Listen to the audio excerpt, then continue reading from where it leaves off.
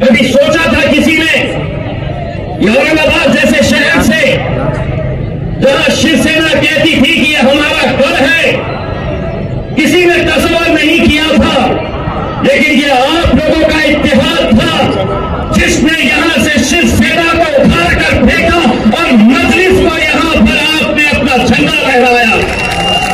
एक सुनो रे, तुमको क्या बोलते पता है? बेगानी शादी में जब मेरी महफिल सजती है आ जाते बोले चलो दूल्हे बन जाएंगे इधर। हर वक्त आप देख लीजिएगा, जब महफिल सजी सुधेरे पे है 200-300 रुपये, चलिए आ जाइएगा। तुम चोरी यहीं तक फैलाते रहो। हमारी सुने हो चोरी लौट कर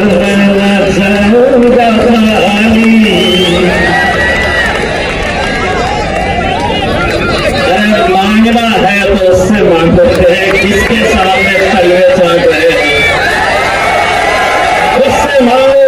और मैं आज भी ये कहता हूं,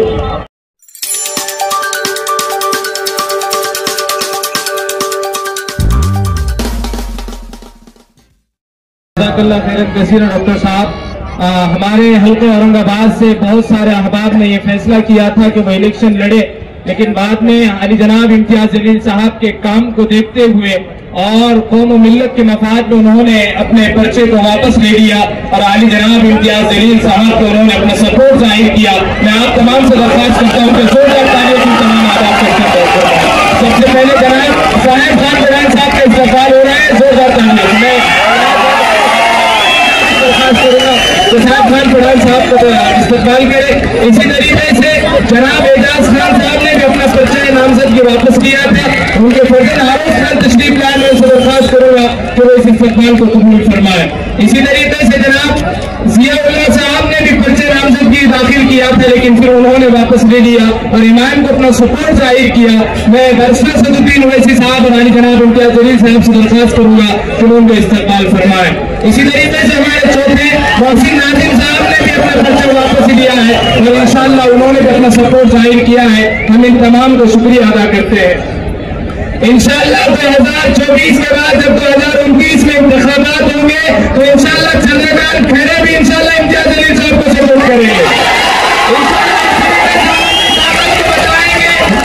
और इसी तरीके से जनाब आमिर साहब तशरीफ लाए टॉपर कोचिंग क्लासेस के, वो इस्तकबाल करे बारिश असदुद्दीन ओवैसी साहब का। मैं अली जनाब इम्तियाज जलील साहब से दरख्वास्त करता हूँ कि वो अपने तकरीर हम तमाम को मुस्तफीज फरमाए।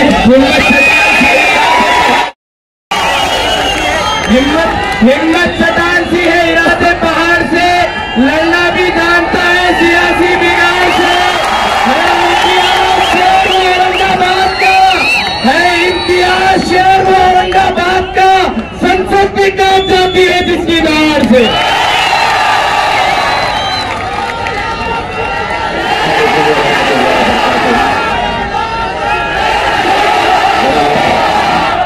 बैरिस्टर असदुद्दीन ओवैसी साहब और स्टेज पर मौजूद तमाम मजलिस इत्तेहाद और मुस्लिमीन के जिम्मेदार हैं, बात कहना चाहता हूँ, ऐसे दस्से का कौन सब जानता हूँ, कैसे दस्से का कौन सब जानता हूँ मैं, कहाँ किसी का खौफ मानता हूँ मैं। जंगल के हो या हो आस्तीन के, सांपों की सारी नस्लों को पहचानता हूं मैं।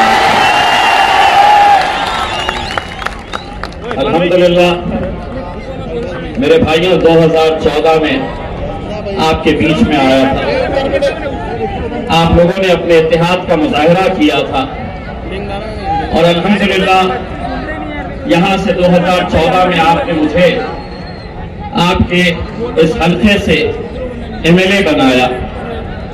2019 आया, तो दोबारा आपके बीच में आया, आपसे फिर इत्तेहाद की दरखास्त की। नतीजा ये हुआ कि पूरे महाराष्ट्र ही नहीं बल्कि 7 मुख्तलिफ जो राज्य है वहां से सिर्फ एक ही मुस्लिम एमपी चुनकर आया, वो आपका बेटा, आपका भाई, आपका दोस्त इम्तियाज जलील चुनकर आया। 2014 में बोलते थे आएगा ही नहीं। 2019 के अंदर वही चंडाल चौधरी जो अब आपकी महफिलों में आते हैं और कहते हैं कि कैसे जीतेगा, ये वही लोग हैं जो 14 में भी थे, 19 में भी है, 24 में भी है और इंशाअल्लाह 29 में भी आप लोग वही हिसाब किताब करते रह जाएंगे। इम्तियाज जलील वहां जरूर जाएगा इंशाअल्लाह। आपको आज भी हिसाब किताब दिखाया जा रहा होगा कि पहले ये थे तो जीत गए थे, अब फिर चौराहों पर, चबूतरों पर, होटलों पर या किसी के बंगले के ऊपर शीर खुरमे के बहाने आपको बुलाया जाएगा और आपको हिसाब किताब दिखाया जाएगा कि कैसे जीतेगा। मैं उनको एक बात कहता हूं, तुम इस जमीन के ऊपर मेरा हिसाब किताब कर दो, लेकिन मेरा हिसाब तो मेरा रब वहां पर बैठ कर करता है। वरना क्या वजह है कि आज जो भी साजिशें चल रही हैं, ये वही लोग हैं जो कहते थे कि आएगा ही नहीं। उनके बोलने का अंदाज आता क्या, कैसे आता, हिसाब किताब गिनती सब बताते रहते थे, लेकिन अल्हम्दुलिल्लाह आए। और आज जब ये इलेक्शन हो रहे तो आप एक साजिश तो अच्छी तरह से समझ चुके होंगे कि मुसलमानों का एक गठ है और एक गुट है जो कहता है कि नरेंद्र मोदी को हमें हराना है तो यहां पर शिवसेना को जिताना है। वाह, इम्तियाज जलील को हराना है यहां पर, मोदी को वहां पर गिराना है। तो 48 सीटें हैं महाराष्ट्र के अंदर। मैं आपको यकीन के साथ कहता हूं, अगर उन 48 में से 47 भी अगर ये जीत गए, जब वक्त आएगा नरेंद्र मोदी की आंखों में डालने का, तो भीगी बिल्ली बनकर ये बैठे रहेंगे और वहां पर असदुद्दीन अवैसी, अख्तर रिजवान साहब और इम्तियाज जलील नरेंद्र मोदी की आंखों में आके डालकर उतारेगा।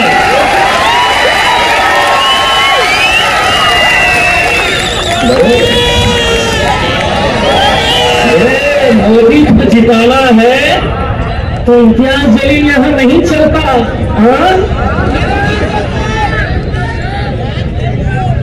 ये आपकी यही गुलामगिरी, यही चाटुगिरी, यही तलवे चाटने की वजह से आज इस मुल्क से आपकी क़यादत खत्म हो चुकी है।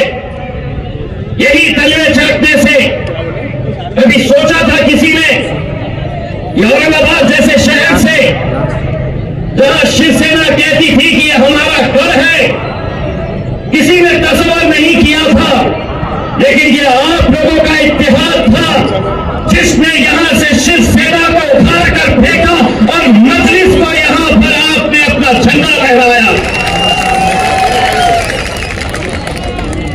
अब तो कैसे कैसे आ गए हैं,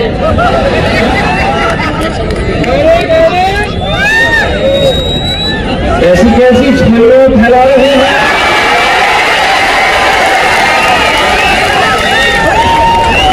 यहां पर भी भेजे गए थे, महफिल मेरी सस्ती है, एक सुन लो रे, तुमको क्या बोलते पता है, बेगानी शादी में जब मेरी महफिल सस्ती है आ जाते बोले चलो दूल्हे बन जाएंगे। हर वक्त आप देख लीजिएगा, जब महफिल सजी सुधेरे पे है 200-300 रुपये, चलिए आ जाइएगा। तुम क्यों यहीं तक फैलाते रहो? हमारी सुने हो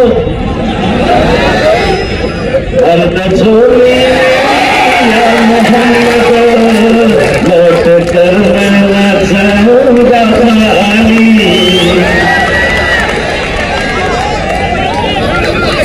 मांगना है तो उससे मांगते हैं, किसके सामने तलवे चाट रहे हैं, उससे मांगो। और मैं आज भी ये कहता हूं, लोग मुझसे पूछते हैं, ये लोग बार बार पूछते हैं मेरे से, जीतते क्या, कैसा आते हैं?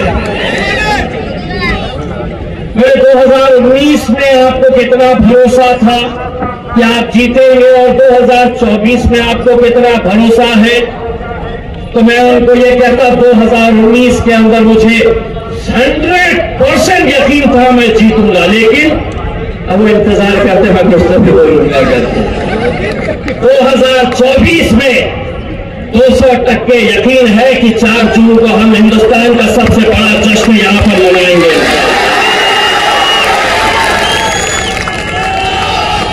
और जश्न तो बेटा तेरे घर के सामने भी आके मनाओ। यही प्यादे हैं, इसके वजह से चल रहे हैं। गाड़ी में पेट्रोल कौन डाल रहा है? अब जानते हैं बेटा, हम सब हिसाब निकाला जाएगा। हर इलेक्शन में ऐसे आते, कोई ना कोई तो आता है गिराते बचे मेरे को। उन्हें क्या मालूम, ये शहर में अल्हम्दुलिल्लाह ऐसी फिजा तैयार हो गई। एक रात पहले तक कुछ अलग सोचता है, सुबह जैसे ही फजर पड़ के बाहर निकल, बक्कुर बाबा पतंग कोई मारो, अपनी पतंग है, अपनी पतंग को उड़ाओ। अल्हम्दुलिल्लाह मेरे भाइयों, आज क्या वजह है कि 10 ऐसे राज्य हैं जहां से एक भी मुसलमान को टिकट नहीं दिया गया, और ये आपके बीच आ रहे हैं और कहते हैं कि एक लोग एक उसको यहां पर गिराना है। अगर मैं गूंगा, मुक्का और बहरा रहता तो कोई दखल नहीं लेता, बोलता चलने दो। लेकिन मुझे एक बात पता चली है कि पिछले 20 सालों से पार्लियामेंट के अंदर अकेला मेरे भाई बैरिस्टर असदुद्दीन अवैसी साहब अकेले मुकाबला करते थे। अब तकलीफ ये है कि ये आया है तो ये भी वो बोलता है भैया, और बोलता ही नहीं है। असद भाई जो बोलते हैं और वहां से भाजपा का, यहां से कांग्रेस का, वहां से राष्ट्रवादी का, यहां से शिवसेना का, जब असद साहब को टोकते हैं तो इम्तियाज जलील पीछे जाकर बैठता है और उनको क्या कहता है, चल बैठ बैठ। सारी तकलीफ इसी बात की कि कैसे इकलौता एक हजम नहीं हो रहा तुमको। क्या वजह है, क्या वजह है तुम्हारी? उससे तो अच्छे हमारे कहां है वो साहब खान साहब पकड़ हुआ।